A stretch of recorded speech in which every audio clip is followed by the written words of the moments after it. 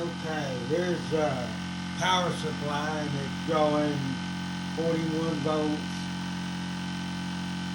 I'm taking 41 volts to run this device. I got this voltmeter hooked up here so I can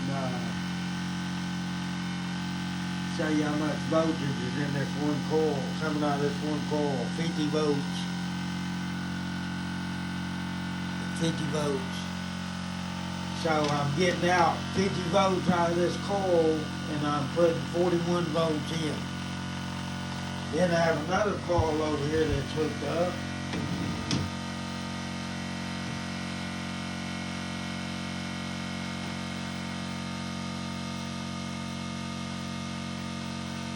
And it's getting 47 volts. So I'm getting 47 volts out of one coil, 50 volts out of another coil, and it's taking 41 volts to run it. And here's the two wires going to my drive motor, and these are my two coils that I have, that I was taking the readings.